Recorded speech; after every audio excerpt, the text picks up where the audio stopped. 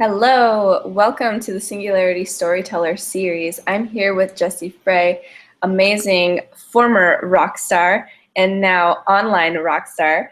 And we're going to talk a little bit about her story, the inner work she's done, how did she get online, what inspired her to shift gears and share her story online. So Jessi, welcome to the Singularity Storyteller series. Thanks so much for taking time out of your busy schedule to hop on and share your story with us today. Thank you. Mhm. Glad to be here. Yes, awesome. So tell us, Jessi, a little bit, just briefly, where are you from, and what you're currently up to? So I'm Jessi. I live in Bristol, UK, but I was born in Finland. So I'm Finnish turned British, I guess. I've lived here in the UK for about 13 years now. And I'm a former rock star. So yeah, I had a band back in Finland, which we were signed to Virgin Records, and we did the whole rock star thing for about 10 years. And then it was time to move on to new dreams, and that's what I'm working on now. Awesome. So I love how you've already accomplished so much, and where could you say maybe there was a moment after those 10 years where you're like, all right, I'm ready to shift? Well, I think it was, so we made 3 albums, and the third album we made ourselves. So we started our own production company and released it ourselves, not because our label dropped us, but because we actually wanted to take more control, and we were kind of feeling more entrepreneurial and stuff. And it was also kind of I started, after doing that third album, I just started to feel like I had been sort of devoting myself to this dream for so long that it was time to do other things. So I think, it's like, I think it's really important. So many people say, oh, it would be so cool to do that. It would be so nice to do that. Whatever that dream is, or whatever, wonderful things other people do. But when you decide to do something big like that, then you kind of need to prioritize it over everything else.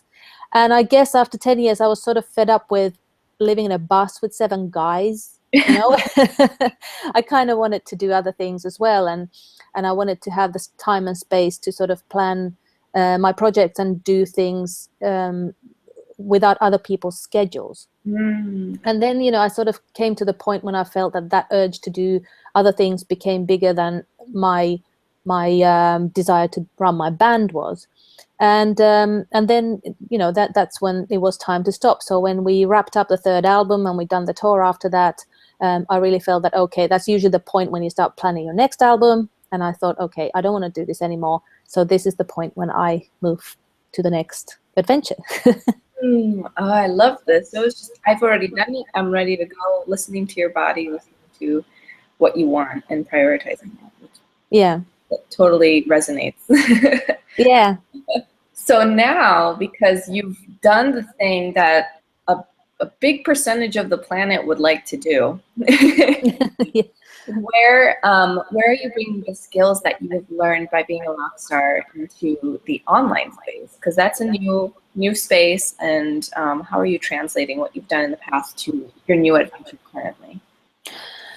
Well, I think the big learning that I have, and what I talk about so much when I talk about my my rocks, why I use the rock star as such a central part of my branding, is not really the fact that, oh, I'm a rock star, I'm so cool, but it's more about the fact that I really do believe, especially at this day and age, we're all capable of taking almost any dream and making it a reality if we actually decide to do it. There are so few limitations. We've already won the lottery, I Yeah. like to say. Yeah, so a lot of the limitations that come are internal. We don't think that we have the time or the money or the skills, or we're not ready, or that our dream is kind of too big or too crazy. But so many things are so achievable that if we actually decided to go for them and prioritize them, we would be able to do them. So that's kind of the core of the rockstar dream, and the rockstar kind of story that I have, because I wasn't born with a big voice. Like, I'm no Adele. when I decided that I was gonna, I really wanted to be a rock star, I went for it. And I applied for music schools. I didn't get in. I was doing really bad at music studies. I wasn't particularly talented. And it doesn't matter, because it wasn't really a question of, am I going to be the greatest singer in the world?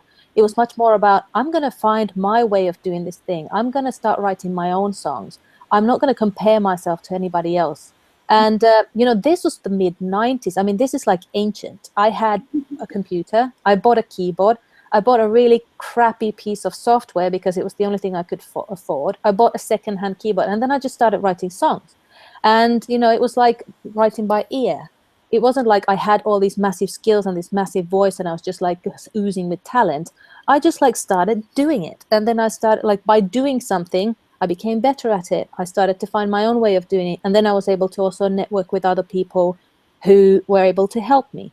I think that's the core of everything, is like, we expect to be like really ready or really great or really awesome. But the people who actually go ahead and become that are the ones who put the work in and have the faith and just bloody do it, And I think a lot of the times, being talented or being born to it or having a lot of background that helps you to, become that is almost a hindrance, because you don't have to do that work of actually figuring it out. Yeah. I would also think that,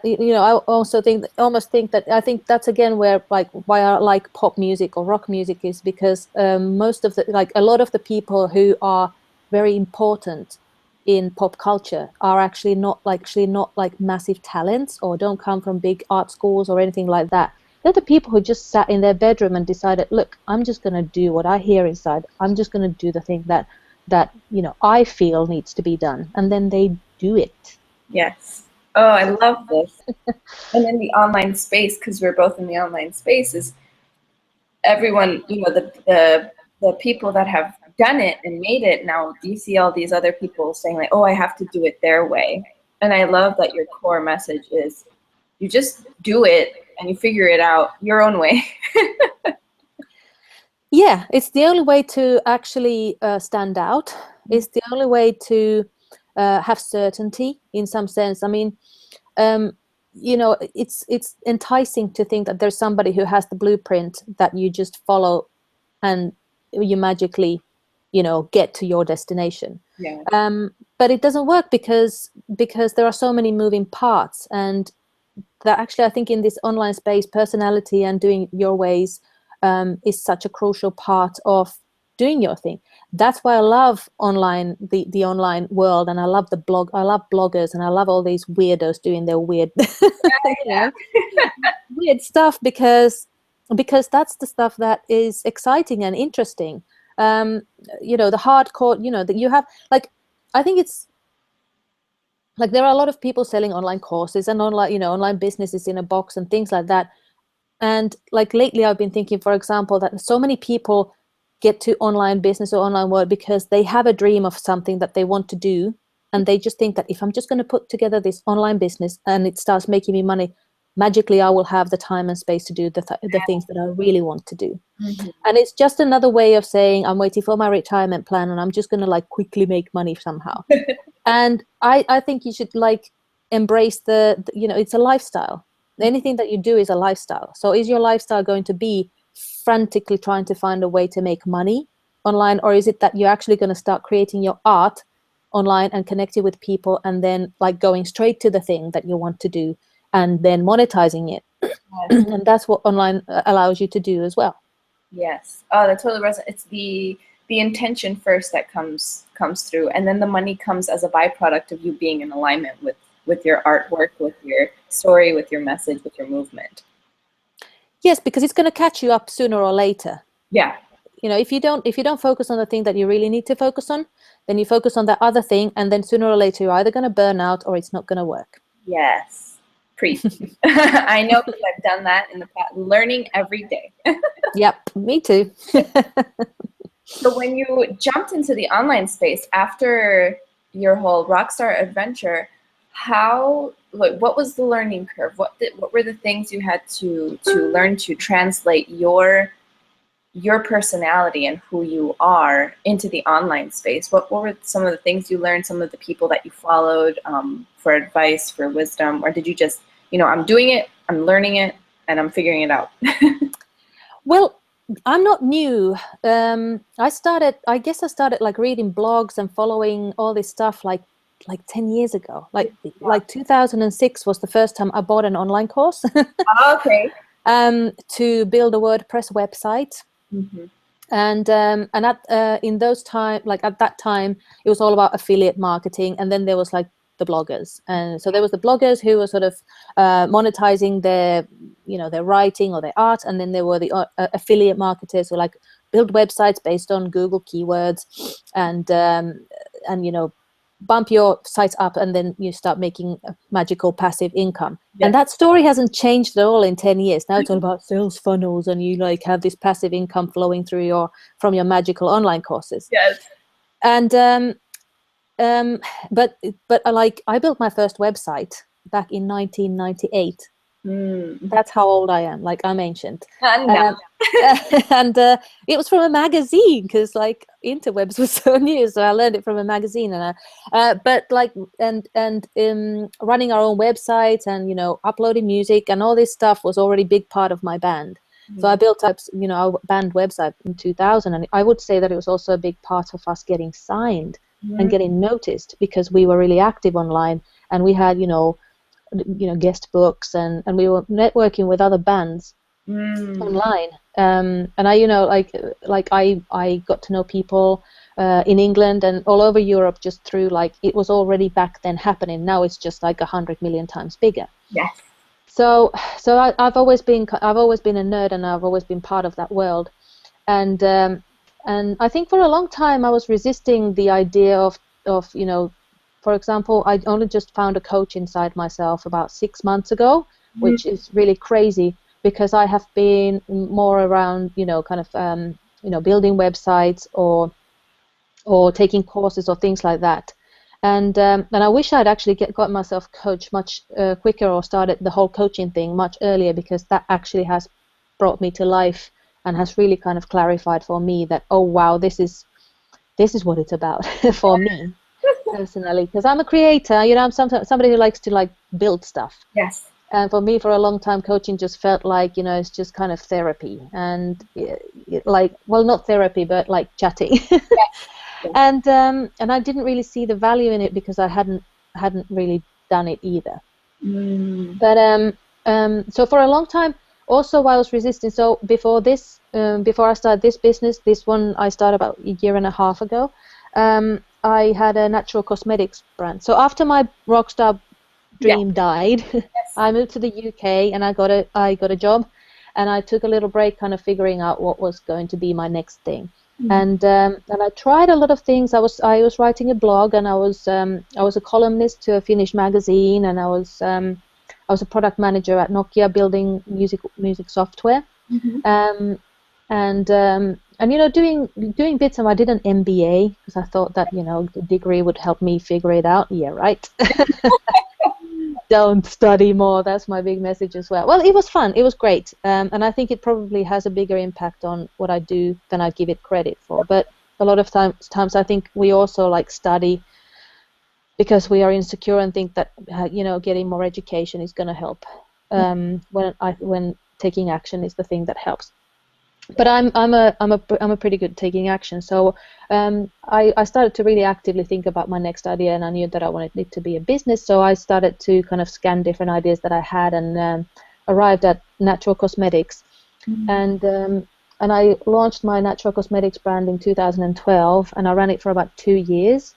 And it was all right. I manufactured about 5,000 units of product and sold them, and mostly through online, using all my online marketing skills. And I built my own web store on WordPress and everything like that. But I quite quickly realized that physical product-based business wasn't right for me. And most importantly, what I talk about a lot nowadays is that actually the scene wasn't right for me. People who buy natural cosmetics weren't really my kind of people. And I quite quickly realized that I was running a business that was not right for me. Everything was going well, but it wasn't right for me. So I packed it up 2 years later, and then I spent a little bit of time again figuring it out. Yeah. And I don't know. Then I was like, you know what? I've been following online marketing and online business for a long time, and I love blogging, and I love doing, and the videos coming in a big way and all that stuff. So I just started, and I just created this blog, and I knew that I had, I was pregnant also. I was 29 weeks pregnant when I launched this Wow. this venture, and I knew that it was gonna slow things down, but in a good way as well. It gave me time to explore, and I've been just kind of creating a lot of things and trying a lot of things, which took me to coaching, and that's the kind of route I'm taking. And I guess my big message also is that you never arrive, and I don't think you ever should. As an artist at heart, I do believe that we just need to kind of keep creating new dreams and new destinations and new dilemmas for ourselves to solve, so that we keep active and growing and excited. So to say that, okay, I figured it all out, this is what I'm doing now, it kind of is not true, and it's not ever true, hopefully. Like take the pressure off by realizing that you're never going to arrive, that the fun is in the journey. Yeah. Oh, that totally resonates with, and I love that you've experimented with those, and you've learned as you've gone, with website stuff, with networking. And I like the networking piece, because I see online, because people are kind of afraid of technology, especially people that have been doing business offline, or they've been sharing their story offline openly, and all of a sudden they're like, wait, what do I do online? I have to type out my message and hang out in networking groups online. And I see that the same way that you are offline is the same way you've got to be online. So where were some, I mean, you've been in the online space just as long as I have, I think even longer. And what would you tell people, because this is the Singularity Storyteller series, because you've had 3 stories you've shared so far, the rock star, the makeup artist, but also the makeup, brand, and now being a coach for other women. Where would you say, because with Singularity Storytelling, you're technically a brand, and those are 3 separate brands. How did you evolve and share your story and create content that was in alignment with those brands? Like, where were you inspired to create content from when you were doing each of those projects? I think one of the interesting, the key pillars, I think, is a message. So I think a lot of people talk about the big why, but it really is important that you have to have something to give. Yeah. I like to use this analogy of again from rock stardom, but if you look at X Factor or pop star or voice or whatever those things, and you have the wannabes going in there, the ones that don't do very well are the ones who go in there expecting to be made, expecting to achieve, receive all this amazing stuff. Yeah. And the ones who do well, the ones who are interesting, are the ones who have something to give.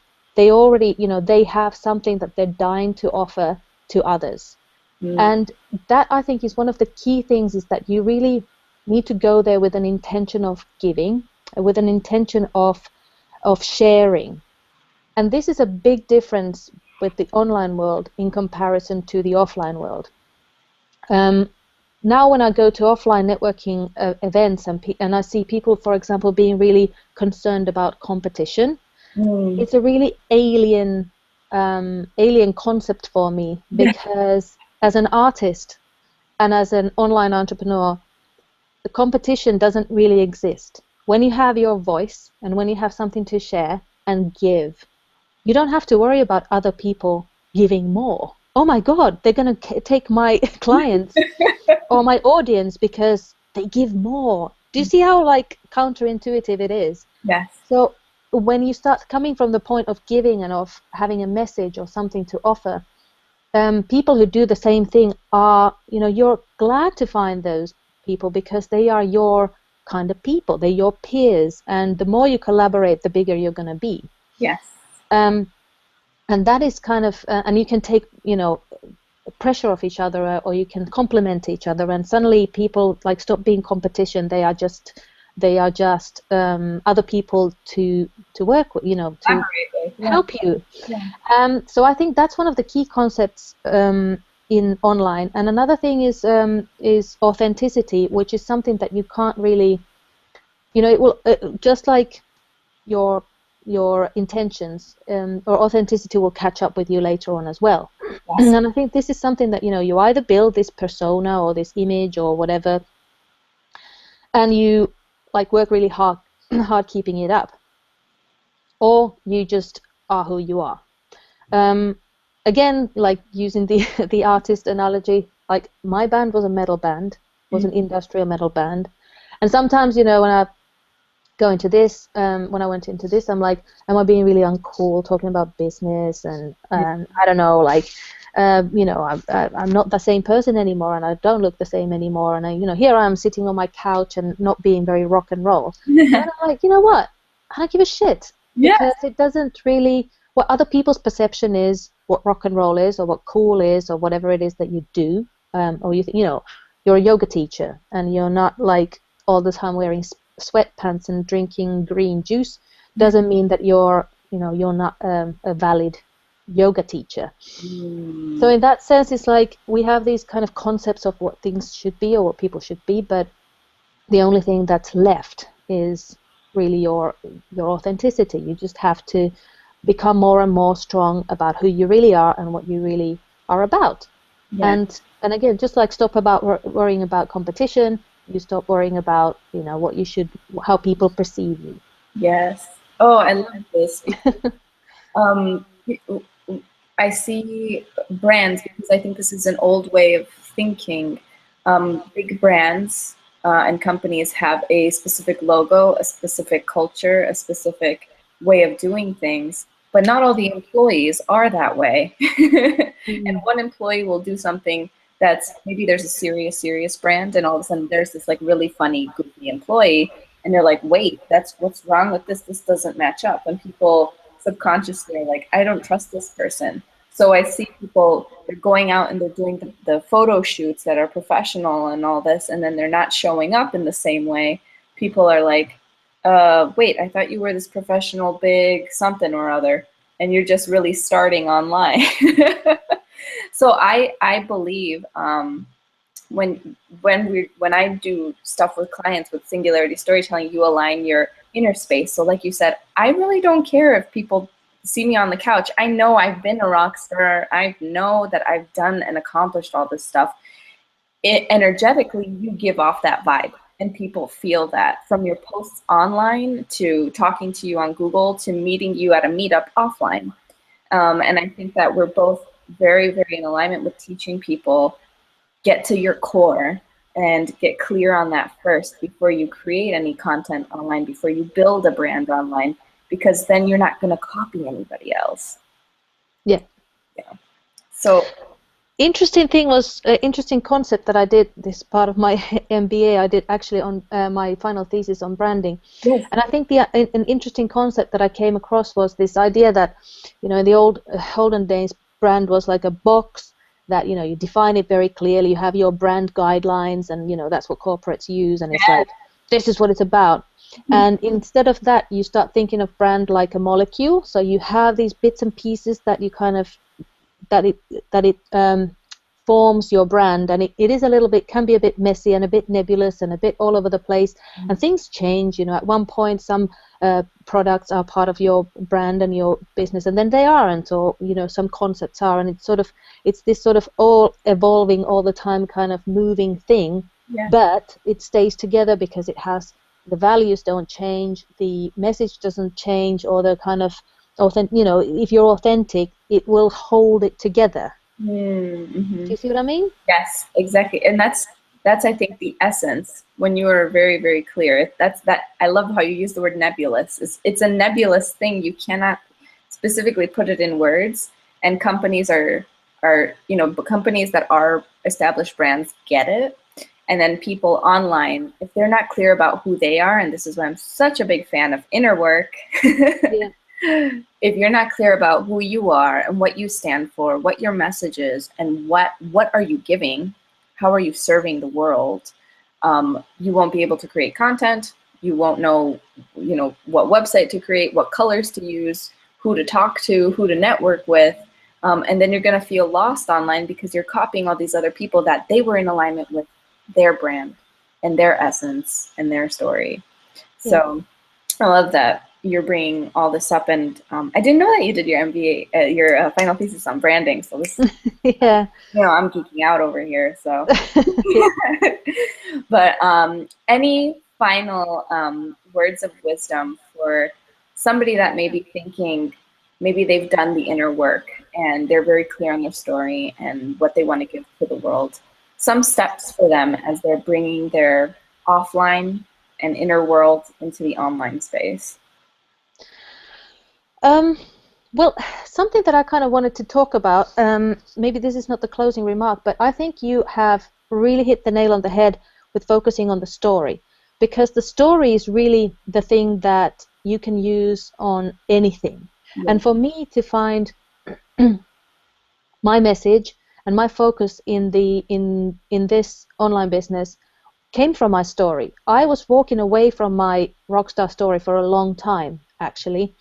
I felt that I was totally over it. I was like, it's a bit juvenile. It's a bit kind of like, a bit brash, which I don't feel like anymore. Mm-hmm. And I thought that it was like kind of, everybody wants like all these all these like bros like to call themselves, I'm an online rock star. Yeah. Like, it's not really kind of what I'm about. But then I went back to my story and I was like, well, this was the big thing that, marked a big moment in my life, and it was a big kind of achievement that I've had, that I've done, which so many people kind of dream about. And I went back to that story and I actually took it, mm-hmm. and I started to use it as part of my branding, and it actually so many things started to come out of that. The fact that I'm using all these analogies of how being an artist and when you're building a business, and I always kind of, if I feel like, what should I be doing? I actually sit back and I think, well, what would I do it as an artist? What would I do it as a rock star? Mm-hmm. And all sorts of things like, well, how did I actually make it happen? Was all this, you build your confidence, you build your own voice, you build your, you start going to mixing with people who are your scene and so on. So that's kind of one part of the story. Then the other thing was when I've been sort of getting out online and, promoting myself. You can either go there and sound like, are you struggling with self-confidence? Well, don't do that anymore. Now I have my great coaching package that will help you, thrash through those blocks and make yourself a rock star. Is that how you're going to talk? Or is it like telling your story and actually demonstrating how you help people by telling your story? And suddenly, when you use stories, authentic personal stories, you actually start to you're authentic and you don't sound like a like a cheesy ad, and you start to attract people that are right for you. And I think that's another big concept in the online, is like, you're not just chasing down your people, you're chasing down for clients. You actually have to have that something to give, and you radiate your story and you radiate your thing, and people will be attracted to you. That's how I met you. You became part of my group because you heard my story and it spoke to you, and we work in the, with the same stuff, and suddenly the connection was made. Exactly. And that's how it works, and that's actually how, finding your story gives you all the tools. It gives you your strategy, it gives you your about page, it gives you your marketing message, it gives you your post topics, your blog topic, it gives you everything. And it always will keep you authentic with that. So that, I guess, is my final closing notes. Yes. So figure out your story, and for anyone that's listening and they're new to, they haven't heard of Jessi yet, they haven't discovered Jessi yet, where can people connect with you online and offline maybe? Yes, well, the easiest place to connect with me is online on my website, jessifrey.com. And please do join my Facebook group called Stardom Society. Just jessifrey.com/Stardom Society is going to take you there. The group is quite new at the moment, but it's really busy. I'm really excited. We're full of idealists, adventurers, and dreamers who are hell-bent on making those dreams come true. So if that sounds like you, please join us. Yes, and I'm part of the group too, and I love the vibe of the group, and you're always giving great content and great tips and sharing your story. And Jessi also, because I asked her, and the girl was like, oh, could you show us some older like rock star videos? And she saw them. I'm like, oh my God, this lady is so cool. And of course, I love that you wrapped it around with find your story, because from there, everything else just becomes clear. It just becomes like, oh, this is what I'm going to blog about. This is what I'm going to talk about my videos with. Here, I feel like making a podcast or whatever.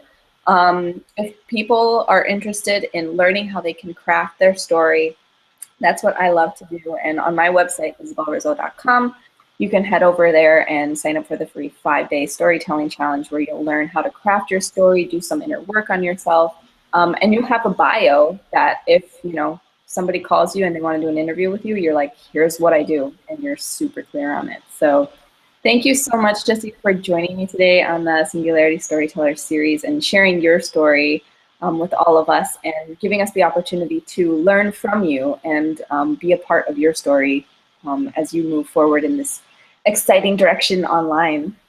Thank you. Thanks for having me. Yes.